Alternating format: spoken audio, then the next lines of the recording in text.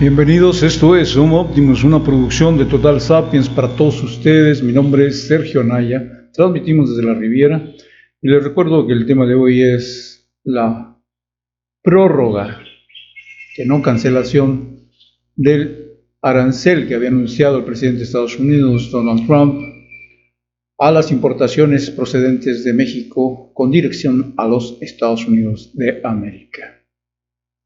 De acuerdo a las primeras versiones que se dieron a conocer, el acuerdo incluía 5 puntos. Esto lo dio a conocer el gobierno de México, desde luego, no otra gente, no medios, no en las redes sociales, no los enemigos del gobierno, bla, bla, bla, sino lo que dio a conocer el propio gobierno mexicano.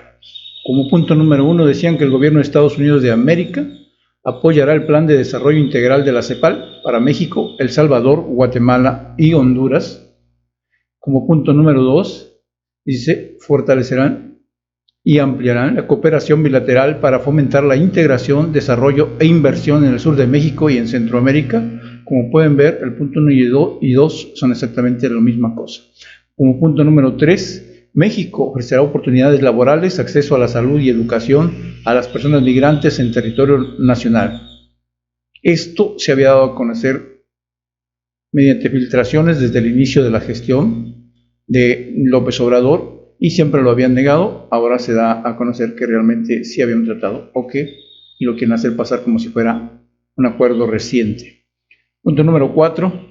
Reforzaremos el despliegue de la Guardia Nacional en todo el territorio, con prioridad en la frontera sur, salvaguardando los derechos humanos. Correcto. Punto número 5. Será permanente el diálogo bilateral y comunicaremos los avances, dice, en 90 días. Recuerden lo que estamos diciendo, 90 días, porque se han dado situaciones posteriores al presunto acuerdo que en realidad no lo es, sino es una prórroga. Es muy distinto la cancelación de un arancel a que se les dé una prórroga para ver si podemos mostrar que somos capaces de controlar nuestro territorio. Al inicio, si lo recuerdan ustedes, se decía que iban por el acuerdo migratorio y por el control del territorio nacional para que se pudiera recuperar de las manos de los cárteles de la delincuencia organizada. Bien. Todo lo dicho anteriormente podría sintetizarse en 3 puntos exactamente. 1, que viene inversión de Estados Unidos en el sureste de México y Centroamérica por alrededor de 10,000 millones de dólares. 5,000 de un lado, 5,000 del otro. También la suspensión indefinida, que fue como se manejó también, de la aplicación de aranceles a los productos mexicanos importados por Estados Unidos. Y no se había especificado bien exactamente esta suspensión indefinida, cuánto iba a durar, pero lo vamos a ver más adelante. Y 3, impedir el libre paso de indocumentados por México hacia Estados Unidos. Esta es una obligación de cualquier país y sí quiero explicar este punto porque mucha gente argumenta que México debería dejar pasar a todos. No se puede. Ha sucedido en Europa, por ejemplo, donde tras las oleadas de migración procedentes de África y Asia, los países costeros como Grecia, como Italia, como Francia, como España, pues se les hizo fácil recibir a los indocumentados y darles cabida hacia el interior del continente europeo. Obviamente los países no costeros dijeron, me estás llenando el país con gente que yo no estoy pidiendo, ni siquiera está viniendo directamente hacia mí, no me están solicitando, sino que están pasando por tu territorio. Y aunque hubo discusiones, tuvieron que adoptar medidas para frenar esa migración, pues porque no puedes admitir a todo el que quiera meterse a tu casa. Y no es estar en contra de la migración, sino como dicen, de que hay una migración ordenada de un lado hacia otro, porque haga de cuenta usted tiene su casa y el vecino la suya, y resulta que más allá hay un gran caserío de muchas otras personas, y que esas personas deciden que ya no quieren estar allá y se quieren pasar. Y utilizan el terreno, el territorio de su vecino, la casa de su vecino para pasar a usted. Y usted le dice al vecino, oye, si ellos quieren que pasen acá, no puedes estar dejando pasar a la gente a través. ¿Qué haría usted si su vecino dejara pasar a cualquier persona que quisiera meterse a su casa? Obviamente no estaría usted de acuerdo. Cualquier persona a la que usted quiera recibir, pues que toque por la puerta de enfrente o por la puerta parte de atrás, por donde le guste a usted, y los deja o no los deja pasar, ya es su decisión. Pero que el vecino preste su patio para que puedan pasar hacia su casa de usted. Pues, obviamente que no le iba a gustar y le iba a pedir al vecino que por favor, pues detenga ese paso o que se quede con ellos. Eso es lo más natural. Bien, eso es respecto al presunto acuerdo logrado. Las razones de por qué se dio esta amenaza de aplicar aranceles, pues son bastante claras a pesar de lo que digan una y otra parte. La cuestión electoral en Estados Unidos, pues está ahí. ¿Y por qué Estados Unidos agarró a México ahora? Pues muy sencillo, porque es el rival más débil. Tras los fracasos con Corea del Norte, con Rusia y con China, donde topó con pared, pues tú necesitaba un sparring a modo, alguien a quien golpear y que no pudiera defenderse. La cuestión migratoria es más que nada una estrategia electoral para conservar el voto de su base electoral, porque esa es la base que tiene el presidente Trump. Es decir, hay una amenaza en el sur, nos están invadiendo los indocumentados, es una amenaza para la cultura, para los blancos y poderosos, entonces pues no podemos permitir que eso siga sucediendo. Esa es la razón, no había otra. Con China no ha podido, con Rusia no ha podido, ni siquiera con Corea del Norte, que es un país mucho más pequeño, pero por alguna razón no ha podido tampoco dominarlos. México, pues, ¿qué les puedo decir? Lo peor de todo es que día tras día se van descubriendo cosas nuevas y pues salen a aclarar o a explicar y a decirnos, a querer vernos la cara y decir que no hay nada oculto.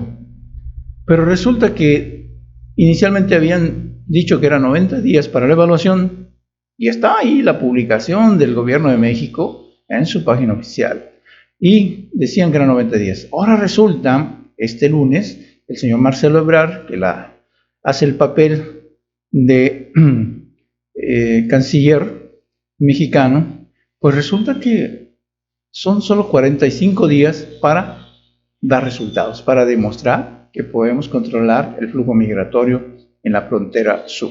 Es decir, ¿por qué tenemos que probarle a Estados Unidos nada? No habría por qué hacerlo.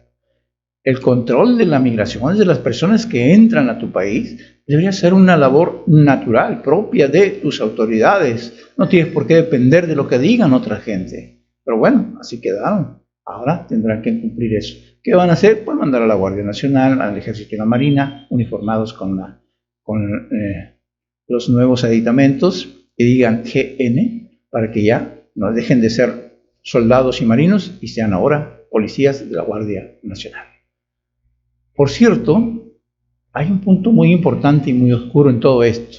Al inicio, durante estos 10 días críticos que vivió México, resulta que se había dicho por parte del presidente de Estados Unidos, no el vecino, no el que comenta en Facebook, sino por el propio presidente estadounidense Donald Trump, que el problema grande de México era también que tenían que rescatar el Estado mexicano de los cárteles de la droga, de los cárteles del narcotráfico, de la delincuencia organizada, de los grandes capos. Y luego, algo pasó ahí en las negociaciones que simplemente no se ha dicho nada, ni una parte ni la otra. Y además, ese es uno de los más graves y serios problemas, aún más grave que la migración ilegal que ha estado acudiendo a nuestro país. El problema de la violencia es el problema de la inseguridad. ¿Por qué no se trató? ¿Por qué no se incluyó? Realmente no lo sabemos. Entonces, al final de todo esto, yo lo que más, aparte de todos los problemas que se denotan en este supuesto tratado, es que nos quieran vender el discurso. Un discurso de que fue un gran triunfo para la diplomacia mexicana. No hay tal. Se habla de que se defendió la dignidad y la soberanía del pueblo mexicano y bla, bla, bla. Señores, la dignidad quedó en el suelo. La dignidad no se salvó. La dignidad fue lo primero que se perdió al salir corriendo cuando les dijeron que les iban a aplicar el arancel. No puedes operar así, ir y llegar con los pantalones abajo para querer negociar un tratado. Pero eso fue lo que hicieron. Y ahora nos quieren decir que hubo mucha dignidad para negociar, pero la realidad es que esa dignidad duró apenas una semana y ha sido un fracaso total desde mi punto de vista. Fue un fracaso de la negociación y no un triunfo de las mismas. Un fracaso porque no se logró nada. Se está haciendo lo que ya se había hecho, lo que ya se había acordado previamente y que México no estaba cumpliendo con lo acordado con las autoridades de Estados Unidos. También se dice que es un gran logro, pero desde luego, como lo hemos dicho, como lo hemos repetido, no es verdad. Esto ya se había estado manejando, incluso a través de las redes sociales, por meses. Este presunto acuerdo para cancelar aranceles es en realidad una prórroga de 90 días. Es decir, es como cuando usted tiene una deuda y no le perdonan la deuda, lo que le están diciendo, te vamos a dar un plazo mayor pues, para que puedas pagar, porque vemos que tienes problemas para cumplir tus compromisos. Y sobre todo, una cosa indigna, que va a ser bajo la supervisión día a día de los Estados Unidos, y que en 45, ya no 90, 45 días, ellos dirán, ¿cumpliste? ¿No cumpliste? ¿No cumpliste? Pues no. Además, por otra parte, como lo ha reiterado el presidente Trump, en cualquier momento, no necesariamente que pasen los 45 días, ellos harán lo que se les dé la gana. Aplicarán los aranceles en cuanto lo decida el presidente Trump, y sin importar este presunto acuerdo logrado. Entonces, realmente es un triunfo pírrico, dirían los antiguos, es decir, que vale para dos cosas, ya usted sabrá cuáles. ¿Qué es lo que realmente importa entonces en este momento y que celebraron tanto los integrantes de la iniciativa privada? Bueno, pues que se evitó la catástrofe económica. La entrada en vigor de los aranceles significaría graves problemas para México, eso es cierto. No es que México no pudiera superar esos problemas, lo que pasa es que no se ha tenido la dignidad para confrontar a Estados Unidos y en ese sentido, a pesar de los problemas que pudiera tener, ya que se contaba con la mayoría del apoyo de los mexicanos, era pues por lo menos dar la batalla, no quedarse y rendirse antes de pelear el primer round. En fin, desde mi punto de vista y en términos beisbolísticos, como le gusta al presidente Andrés Manuel López Obrador, ha sido ponchado en la primera entrada. Tendrá otras oportunidades a lo largo de su gobierno, espero, y que pueda batear de jonrón, pero en esta ocasión, con toda certeza les puedo decir que el señor López Obrador, que batea arriba de 300, fue ponchado. No es malo. Eso sucede con los grandes bateadores en las grandes ligas, en las ligas mexicanas y en cualquier béisbol del mundo. Suelen ser o pegan de jonrón o los ponchan. En esta ocasión, pues le tocó ser ponchado. Esperamos contar con su atención para el día de mañana, donde trataremos temas también de mucha importancia para el país y que se han ido dejando de lado por parte de la actual administración. Muchísimas gracias. Les recuerdo que estamos en las redes sociales como Total Sapiens en Facebook, como @sapienstotal en Twitter y en www.totalsapiens.com, donde usted puede ver esta y otras informaciones que realmente son de interés para que usted tome conciencia de lo que pasa en México. Hasta pronto.